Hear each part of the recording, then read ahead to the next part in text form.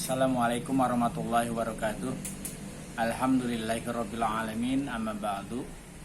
Anak-anakku kelas 7 MTS Nurul Falah yang saya cintai dan saya banggakan, alhamdulillah pada pagi hari ini kita kembali mengikuti PJJ, mata pelajaran akidah akhlak. Bapak mengharapkan kalian semua dalam keadaan sehat walafiat, dan yang paling penting adalah semangat belajarnya. Ya, tidak terasa karena kita sudah masuk pada bulan Maret dan sebentar lagi juga kita akan mengadakan penilaian tengah semester. Itu tadi yang penting, semangat belajarnya. Terus ya, walaupun di masa pandemi COVID-19 ini yang mengakibatkan kalian terus belajar di rumah. Baik, melanjutkan materi yang kemarin tentang akhlakul majmumah atau akhlak yang tercela. Salah satunya adalah nifaq. Kemarin kita sudah membahas sedikit tentang riya. Sekarang kita coba membahas tentang nifaq. Anak-anakku kelas 7 yang berbahagia, mudah-mudahan ini menjadi dorongan ya buat kalian semua. Sebab kalau saya sudah banyak menceritakan tentang nifaq, munafik, kadang-kadang kalian juga merasakan dan terbawa ya dalam alam kemunafikan ini. Ya, dari cara bicara dan lain sebagainya. Kita lihat dulu di sini apa sih artinya? Maksudnya nifaq itu apa? Ya. Nifaq kan artinya pura-pura. Pura-pura, pora-pora. Tapi kalau dalam istilah adalah seorang yang tidak menentu, selalu berbuat tidak baik. Orang yang berbuat nifaq namanya munafik. Jelas ini dalam Al-Quran, surat Al-Baqarah ayat 14, Allah Subhanahu wa Ta'ala berfirman, A'udzubillahi minasyaitonirrajim, Bismillahirrahmanirrahim.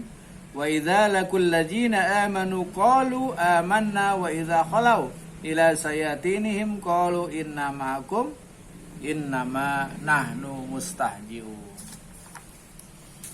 Jelas ini adalah akhlak yang tidak baik, akhlak yang tidak boleh kita ikuti, dan kita harus menghindari dari akhlak tersebut. Banyak sekali ciri-ciri atau bentuk-bentuk sifat nifaq. Beriman hanya sebatas lisan. Imannya hanya sekedar omongan, hanya sekedar ucapan. Sesuai dengan Al-Quran, surat Al-Quran, surat Al-Baqarah ayat 8. Bismillahirrahmanirrahim. Wa minan nasi may yaqulu amanna billahi wal yaumil akhir wa ma hum bimu'minin.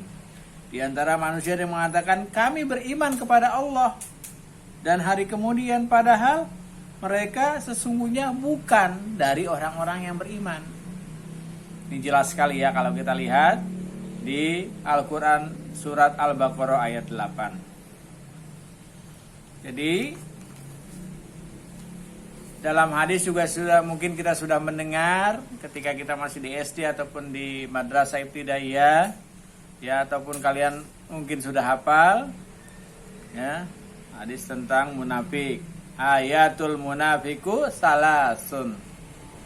Idza hadasa kadzaba wa idza wa'ada ahlafa wa idza tumina ona. Tanda-tanda orang munafik itu ada 3. Apabila bicara pasti dusta, apabila janji ingkar, dan apabila percaya ya hianat. Ini hadis sahih ya, yang diriwayatkan oleh Imam Bukhari.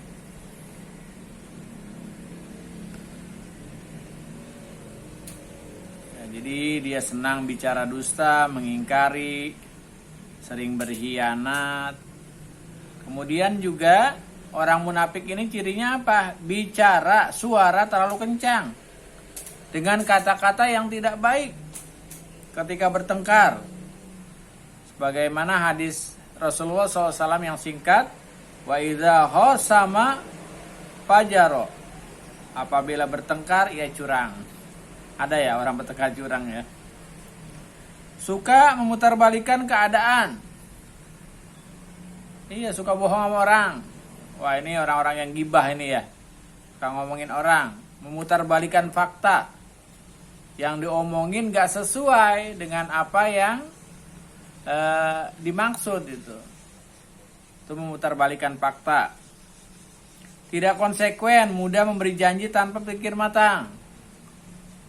Janji mulu, tapi tidak berpikir dengan matang. Ini juga termasuk ciri-ciri orang munafik. Berdasarkan ini yang tadi saya sudah jelaskan satu persatu,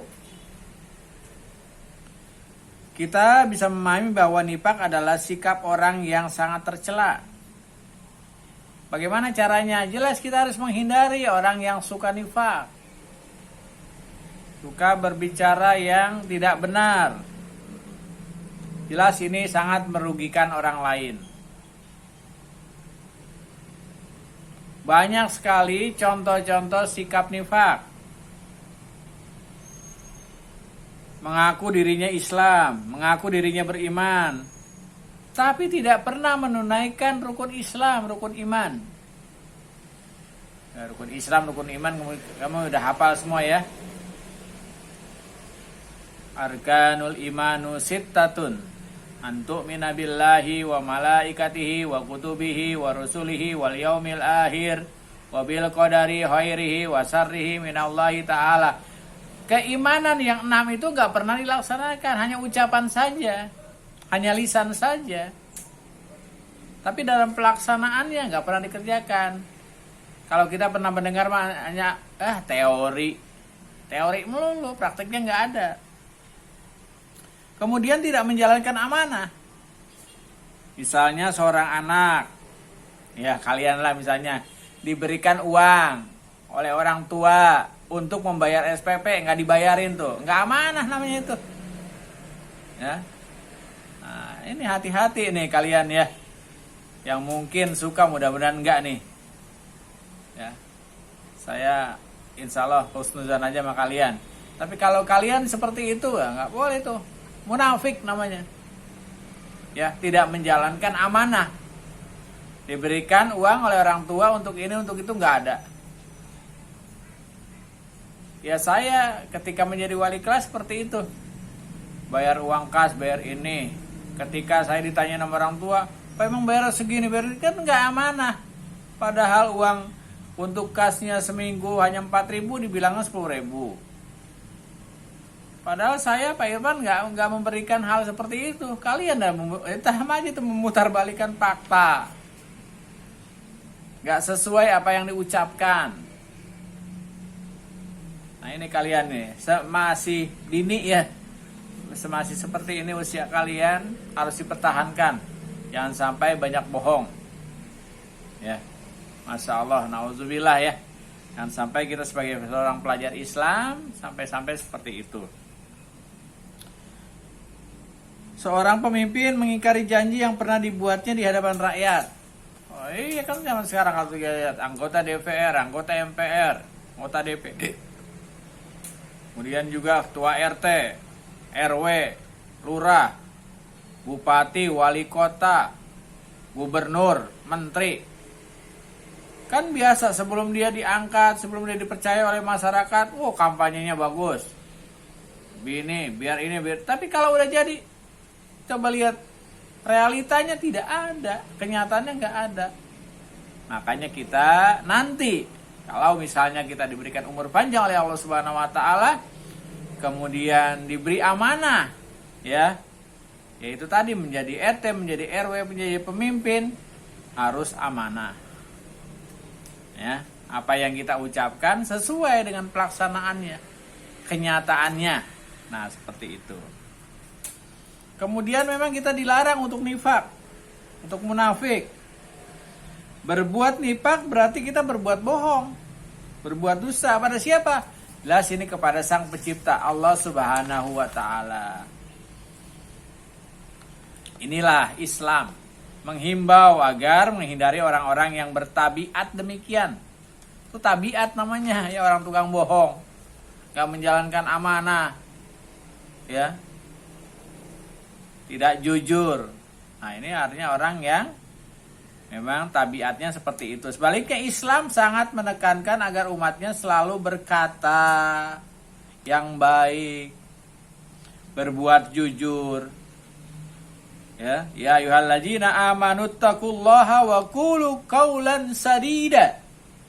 Hai orang-orang yang beriman, bertakwalah kamu kepada Allah dan katakanlah perkataan yang benar. Perkataan yang benar sesuai dengan Al-Qur'an surat Al-Ahzab ayat 70.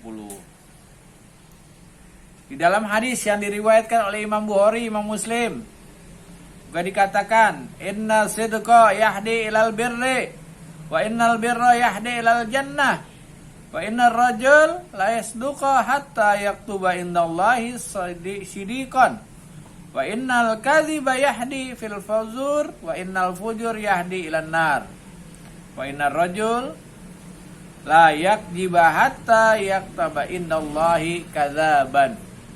Sungguhnya kejujuran membawa kepada kebaikan. Kebaikan membawa kita ke jannah, ke surga. Dan seorang yang biasakan dirinya berkata jujur, ia dicatat oleh Allah Subhanahu wa taala sebagai orang yang jujur. Sebaliknya, kalau dia sering dusta, membawa kepada kemaksiatan. Kemaksiatan akan dibawa ke mana? Jelas kemaksiatan akan dibawa ke an-nar, neraka. Seorang yang suka dusta hingga dicatat di sisi Allah sebagai pendusta. Kemudian juga sifat buruk, kerugian sifat nifak banyak.